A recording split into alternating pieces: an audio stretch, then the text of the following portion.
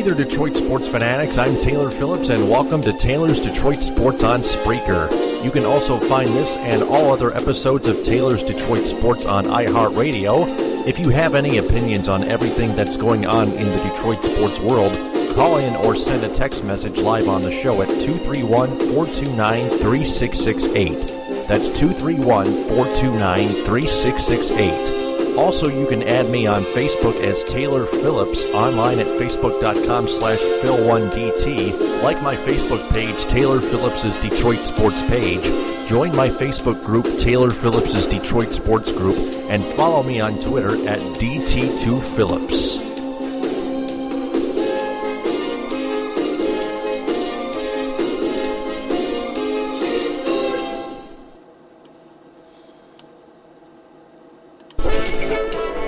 And this is episode 98 of Taylor's Detroit Sports on Spreaker. I am Taylor Phillips.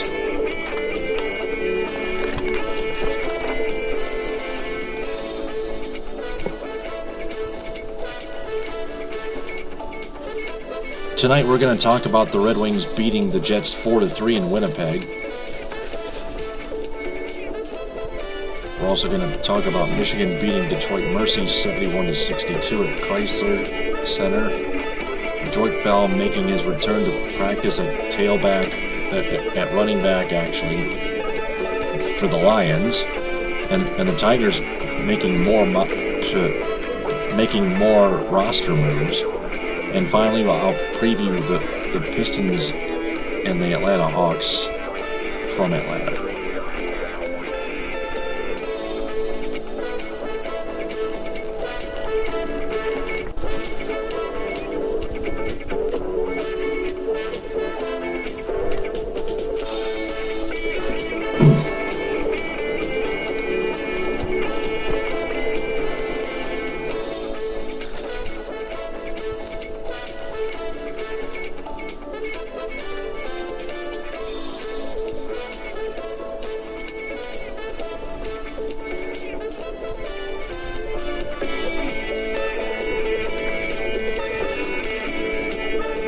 First off, the Red Wings beat the Jets 4-3 in Winnipeg. That's the first time they've beaten the Jets in Winnipeg in a very long time.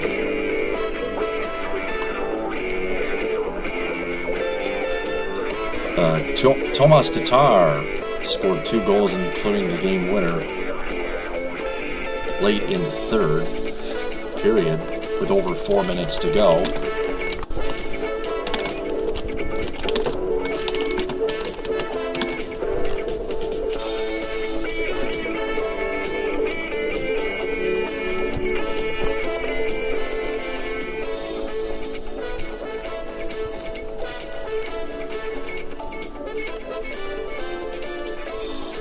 Johan Franzen took a heavy hit from Evander Kane, went to the locker room, and then came back and scored a goal in the second period to tie the game at 2.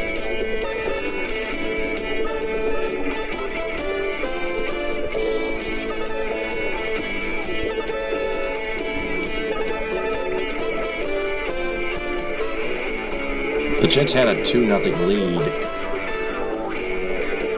at the beginning of the second period. It was goalless in the first period.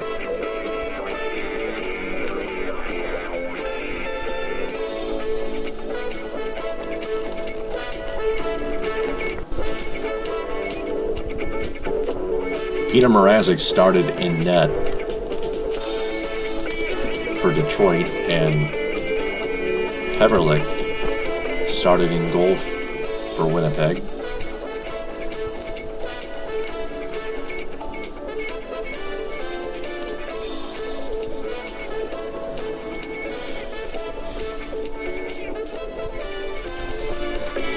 Justin Abelkader scored the other game-time goal in the third period with 7 minutes left in the game and got an assist on Tomas Tatar's game winner.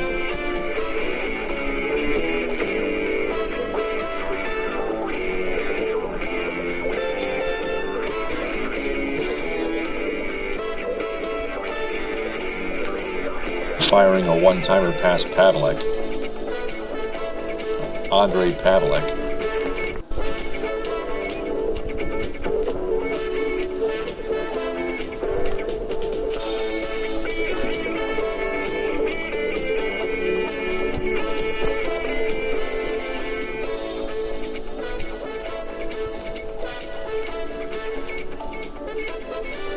Matthew Perreault scored his second goal of the season at 16:12 into the second to give the Jets a 3-2 lead. Tatar and Johan Franzen scored his goal on the power play.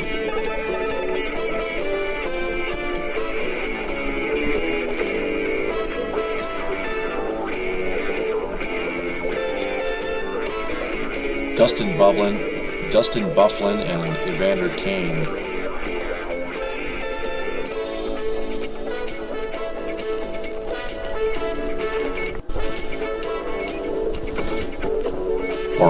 or should I say Adam Lowry. Dustin Byfuglien and Adam Lowry both opened the scoring at 2:15. Dustin Byfuglien got a between the skate feed from Evander Kane. Kane made a between the legs pass to Byfuglien, who had position in front, and made no mistake, wasted no time, putting it into the back of the net. And I thought that play was impressive.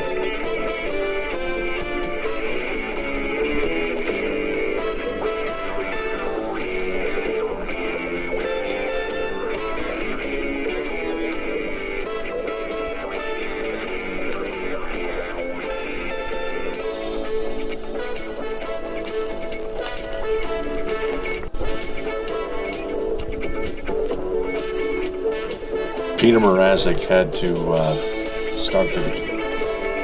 start in net, not only because Jonas Gustafsson was injured, but Jimmy Howard was tired after shutting out the Columbus Blue Jackets in Ohio 5-0 Tuesday night.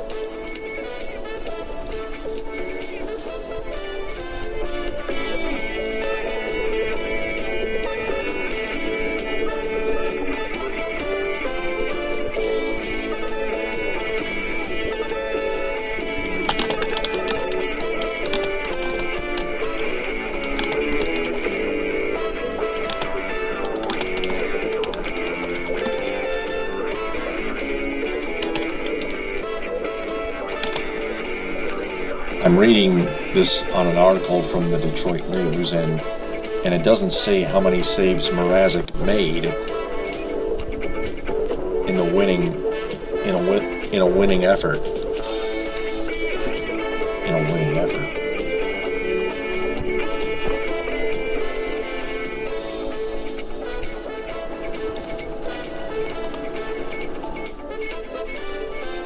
Let me go to DetroitRedWings.com.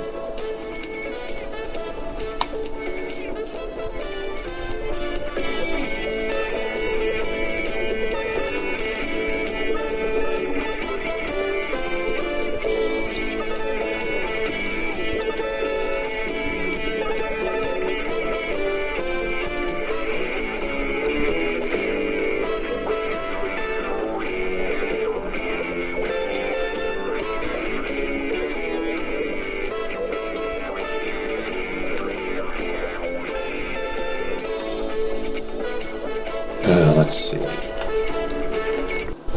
Peter Mrazek made 28 saves out of 31 shots, whereas Andre Pavlik made 23 saves on 27 shots on goal.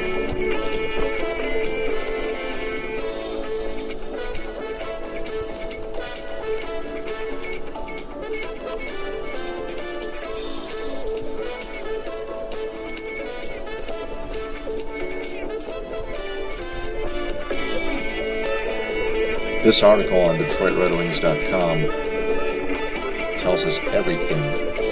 The recap, the box score,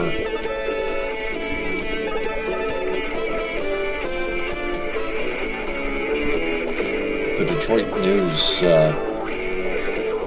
messes up by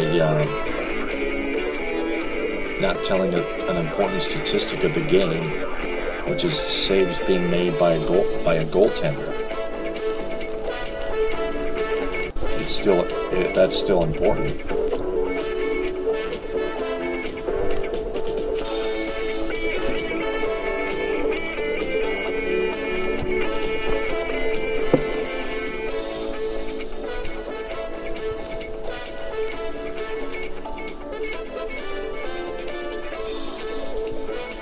Anyway,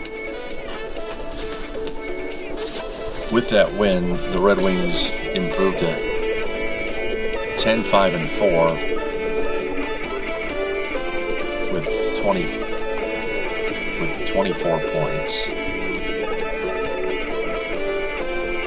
Or 10-4-5 at 25 points.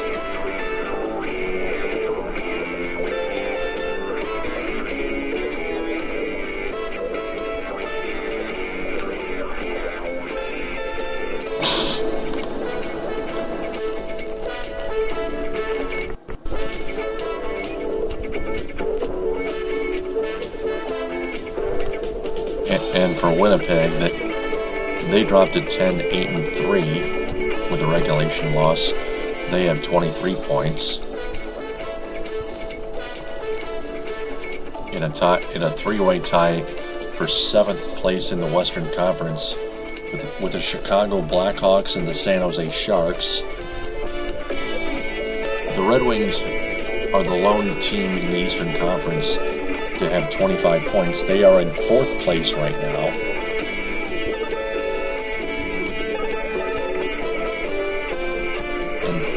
And in third place in the Atlantic Division.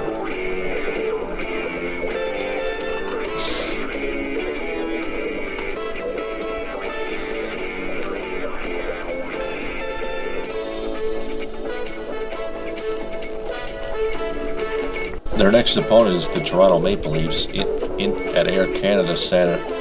At Air Canada Center this Saturday at 7. The Maple Leafs burned the Lightning in Toronto.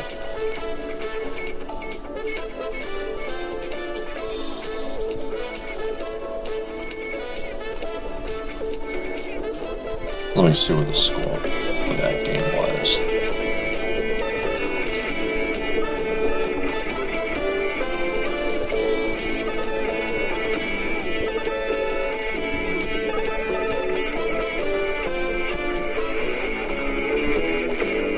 Five to 2 Leafs over the Lightning in Toronto.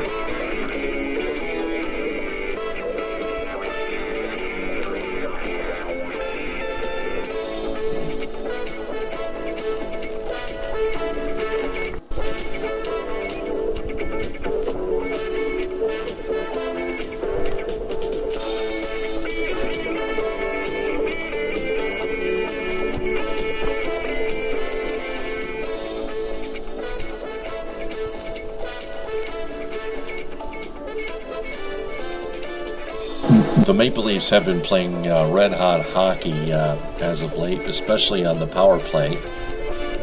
They have improved.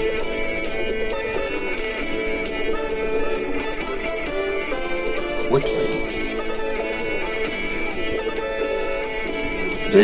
They are in 6th place in the Atlantic Division with 22 points, a tie for 5th place, actually, in fact, with the Ottawa Senators. The Ottawa Senators.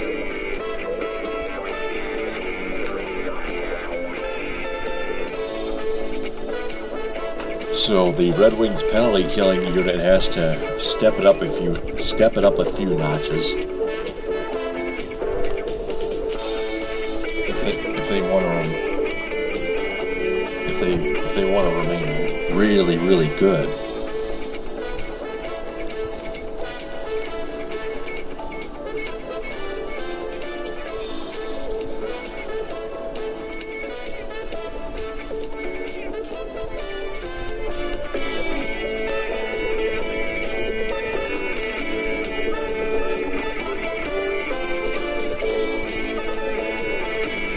Okay, next off, We have Michigan beating Detroit Mercy. The Michigan Wolverines 24th ranked men's basketball team beating the Detroit Mercy Titans 71-62.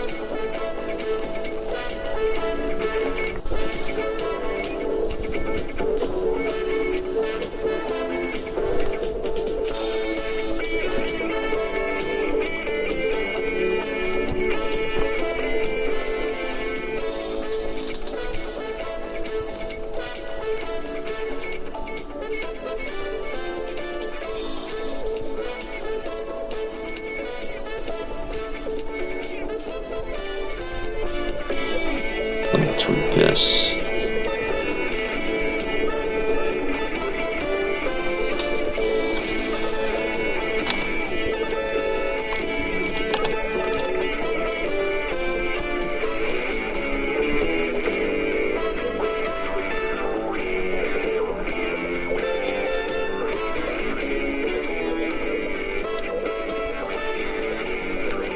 And I'll share it on Facebook here.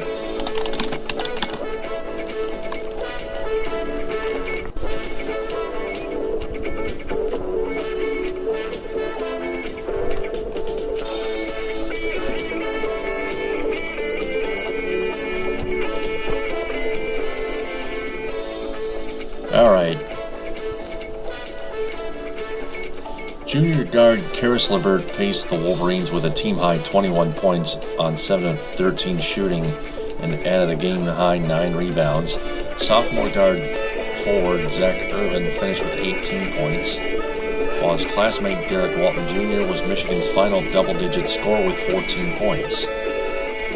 Detroit scored the first basket of the game and pulled out to a 10-7 lead, but U of M responded with buckets by Irvin and LeVert to take the 11-10 lead with 11:36 left in the first half. The Titans scored 6 straight points to put them ahead 16-13 with 7:50 left before the half, but Walton tied the score at 16 a minute later with an old-fashioned 3-point play at the rim. A jumper by Paris Bass put the Titans up 26-21 with 2:03 to play before the intermission, but Irvin answered with back-to-back triples to give the Wolverines a 27-26 lead, forcing Detroit Mercy to call timeout with under a minute left before the break. Then the Titans scored right before the buzzer to go ahead 20-27 heading into the intermission.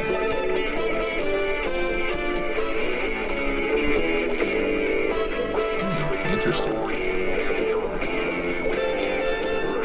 Michigan shot 10 of 29, 34.5% in the first frame, and hit only 3 of its 12 attempts from 3-point range, 25%.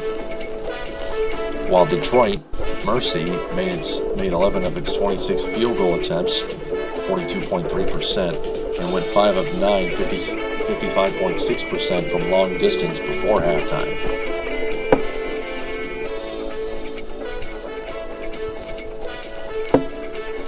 Derek Walton Jr. hit a 3 to open the second half and give U of M a 30-28 lead, but the Titans responded with a triple followed by a 3-point play by Juwan Howard to give them a 34-30 advantage. The Maize and Blue scored 5 straight points to take back the lead, and LeVert's fast break dunk forced Detroit to call timeout at the 15:56 mark. After the stoppage, LeVert scored 8 straight points, including a 3-point play in transition to put U of M ahead 43-34 and force another Detroit timeout with 12:49 remaining.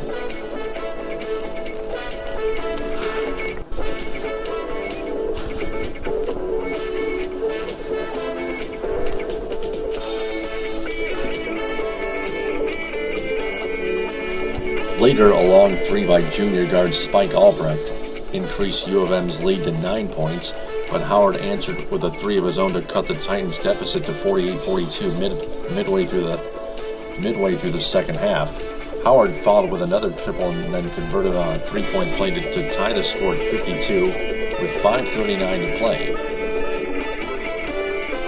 Karis LeVert made a free throw to break the tie, and Irvin added a three from the wing to give the Wolverines the 56-52 lead and pump up the crowd inside Chrysler Center.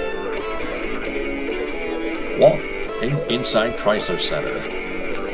Walton went coast to coast on the next possession. LeVert made 2 free throws, and Irvin hit a corner 3 to transition to cap off an 11-0 run that put Michigan up 63-52 with 2:55 left in the game. The Wolverines shot 23-53, 43.4% for the night, and made 9 of their 24 attempts, 37.5% from beyond the arc. Detroit finished the game shooting an identical 23 of 53 from the floor, going 9 of 19, 47.4% on three-pointers. Michigan won the rebounding battle 37-25 and committed a season-high 11 turnovers. Howard led all scorers with 24 points. The Wolverines next traveled to Brooklyn, New York to take on Oregon in the semifinal round of the Progressive Legends Classic on Monday night, November 24th. At Barclays Center. Time of tip-off is 9 a.m. and the game will be available on Watch ESPN or ESPN3.com.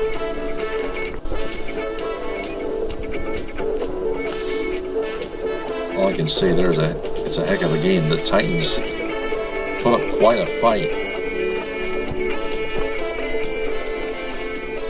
Almost gave the Wolverines and their fans quite a scare.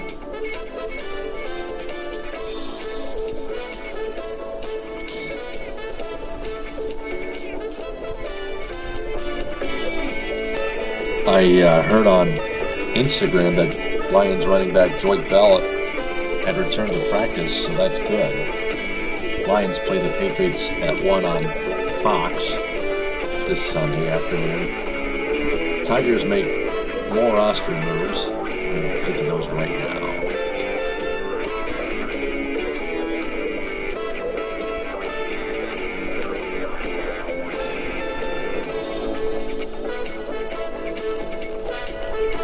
The Tigers add Dixon, Machado, Angel Nesbitt,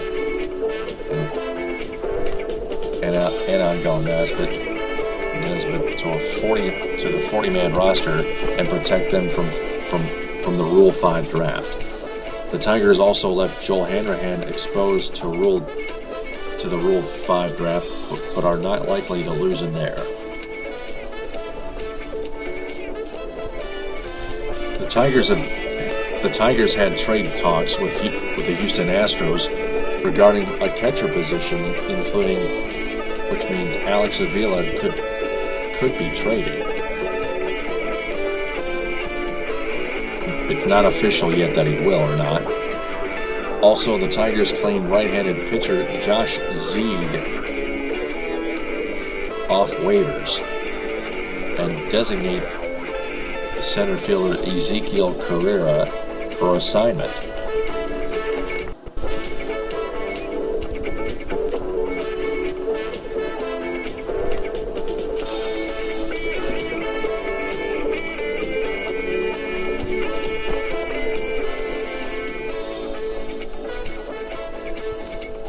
And now for a preview of the Pistons-Hawks game in Atlanta Friday night.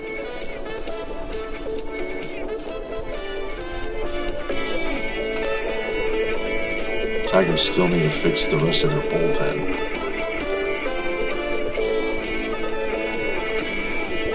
Or improve it and step up their bullpen a few notches.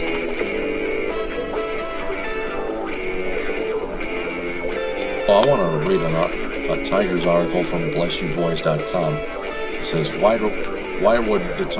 why would the Tigers trade David Price and re-sign Max Scherzer? By Rob Rogacki. Said the short answer: to keep pushing for a World Series title. Yesterday's news that the Tigers were exploring a trade of David Price in order to clear room for a Max Scherzer extension was interesting, but something with the rumor didn't sit right. Jesse Spector of Sporting News picked up on our rumor, and his take was the timing of the news didn't make sense. It said, quote, "That would be quite a risk for Dombrowski to take, given that the season still is nearly 5 months away. If Detroit aims to sign Scherzer or anyone else for big money, it would make far more sense to be sure to have them under control first and then make the payroll clearing trade," unquote. Initially, I blew it off. Lots of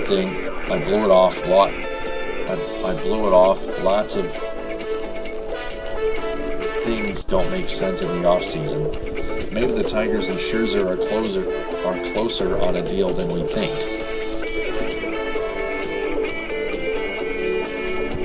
Also got some tweets that they found out. One of them from PJK at TigerFan_PJK on Twitter mentions Bless You Boys at Bless You Boys. Why would the Tigers choose to re-sign Scherzer and trade Price instead of extending Price? #mailbag. Grant Bisbee hinted at the reason earlier this morning at SB Nation MLB.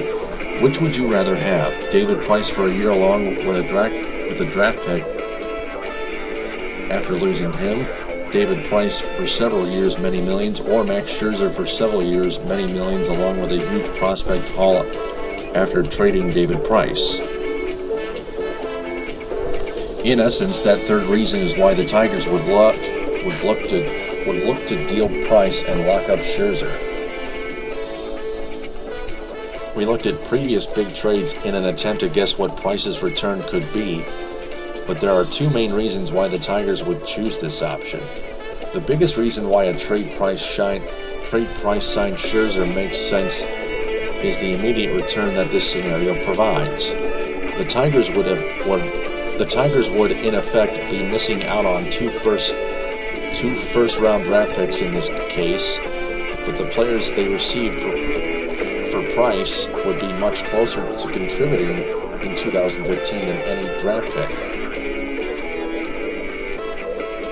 Is this the smartest long-term solution?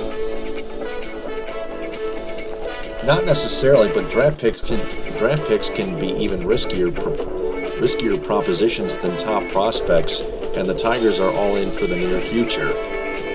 Trading Price may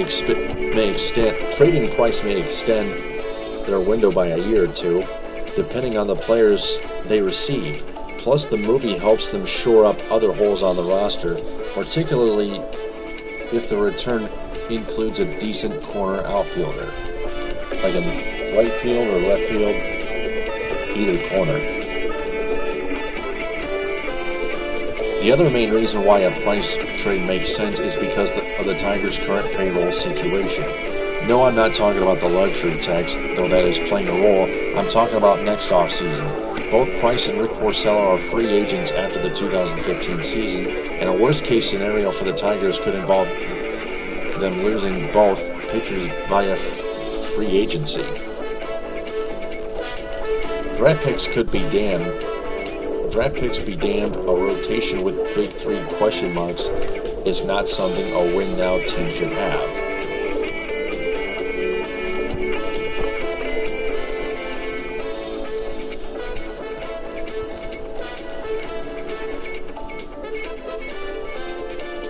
By trading Price and extending Scherzer, you eliminate some of that risk. Losing Porcello to free agency stings much less if your rotation is still headlined by Scherzer, Justin Verlander, and Anibal Sanchez, with the majority of the roster under club control through the 2018 season. Keeping a solid rotation intact is vital if the Tigers are to continue pursuing that coveted World Series title. Not only that, they need to improve their bullpen. Should the Tigers trade Price and re-sign Scherzer? That's a complicated question with a lot of factors involved. But it's not as ridiculous of an idea as you think. Very, very interesting.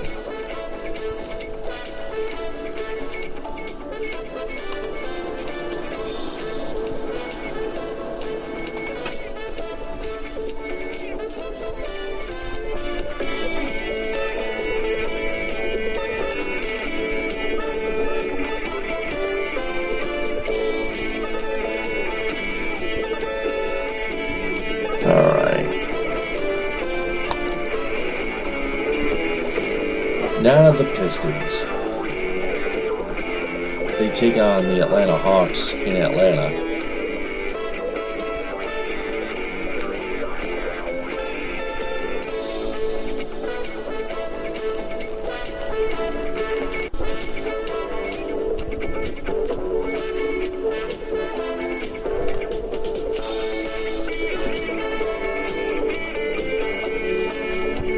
Since Pistons.com doesn't have much, so I'll try MLive.com.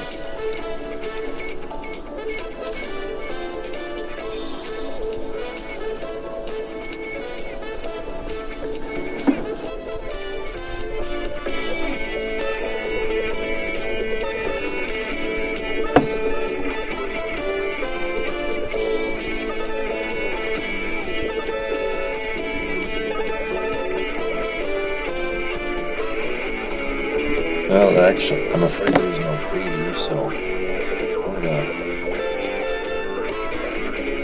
go ahead and look at the standings here.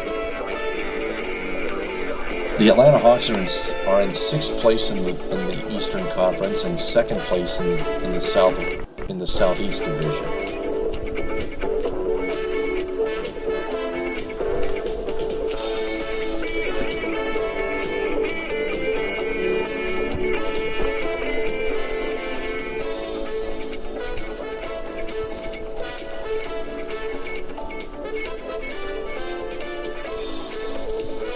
Then on Tuesday, they go up to Milwaukee and take on the Bucks at 8. You can catch all games on Fox Sports Detroit and Plus, and on the radio on the new Detroit Sports 105.1,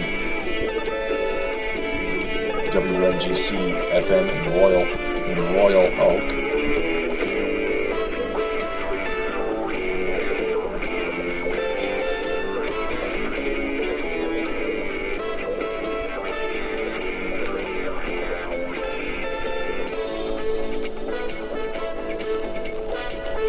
Friday's game will start at 7:30 in Atlanta on Fox Sports Detroit and Detroit Sports 105.1. So that's gonna do it for Taylor's Detroit Sports episode 98 on Spreaker. Remember, you can add me on Facebook as Taylor Phillips, online at facebook.com/Phil1DT. Like my Facebook page, Taylor Phillips' Detroit Sports page. Join my Facebook group, Taylor Phillips' Detroit Sports group, and follow me on Twitter at DT2Phillips. Thanks for listening to Taylor's Detroit Sports episode 98 on Spreaker and on iHeartRadio, and downloading it. TTFN, ta-ta for now.